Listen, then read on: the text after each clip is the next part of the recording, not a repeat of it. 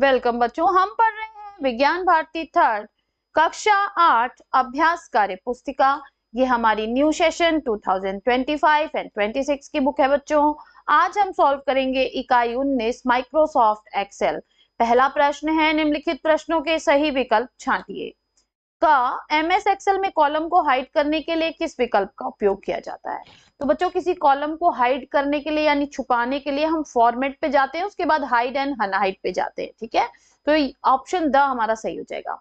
Data के visualisation के लिए सबसे उपयुक्त कौन सा चार्ट है जो प्रदर्शित के रूप में डेटा दिखाता है ना?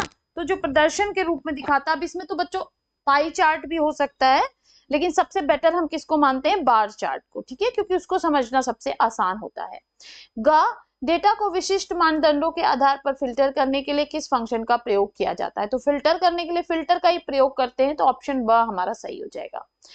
किसी भी चार्ट के प्रत्येक डेटा पॉइंट का रंग बदलने के लिए किस विकल्प का उपयोग किया जाता है? तो हम फॉर्मेट पे जाते हैं और शेप फिल पे जाते हैं। ठीक है, चलिए नेक्स्ट। सेकेंड क्वेश्चन हमसे कह रहा है कि निम्नलिखित में सही कथन पे सही तथा गलत कथन पे गलत का चिन्ह लगाइए। एक्सेल में पाई चार्ट का उपयोग डेटा के विभिन्न भागों को प्रतिशत दर्शाने के लिए किया जाता है। बिल्कुल सही है बच्चों, प्रतिशत बताते हैं हम। डेटा फिल्टरिंग का उपयोग केवल संख्यात्मक न्यूमेरिक डाटा के लिए किया जा सकता है, तो ये गलत है बच्चों, है ना। एक्सेल में डेटा को शॉर्ट करने का विकल्प होम टैब में होता है, ये भी गलत है। एक्सेल में डेटा को ग्राफ में दर्शाने से डेटा का विश्लेषण करना कठिन हो जाता है, तो ये गलत है, बल्कि ग्राफ में दर्शाने से तो आसान हो जाता है। एक्सेल में किसी कॉलम को छुपाने के लिए हाइड विकल्प का उपयोग किया जाता है, तो बिल्कुल सही है बच्चों। नेक्स्ट, स्तंभ का मिलान स्तंभ ख से कीजिए। रो इंसर्ट करना, तो रो इंसर्ट करने के लिए हम इंसर्ट शीट रो द्वारा कर सकते हैं बच्चों। नेक्स्ट, किसी कॉलम को डिलीट करना, तो डिलीट शीट कॉलम में जाकर हम उसको डिलीट कर सकते हैं। नेक्स्ट, अंक तालिका में अंकों को घटते क्रम में प्राप्त करना, तो ये हम कर सकते हैं शॉर्टिंग के द्वारा, शॉर्टिंग ऑप्शन आएगा उसके द्वारा।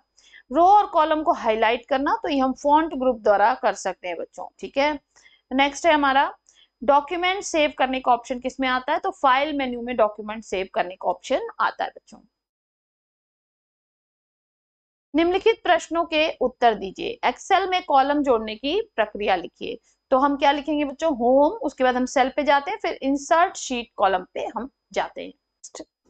नेक्स्ट है, एक्सेल में किसी डेटा को उच्चतम से निम्नतम क्रम में करने की प्रक्रिया लिखिए।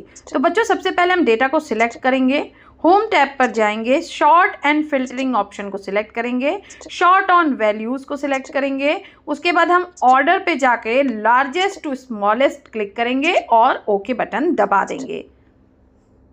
एक्सेल में फिल्टरिंग ऑप्शन का चयन करने की प्रक्रिया लिखिए, तो हम सबसे पहले डेटा को सिलेक्ट करेंगे, फिर होम टैब पे जाएंगे, शॉर्ट एंड फिल्टर पे जाएंगे और फिल्टर करेंगे।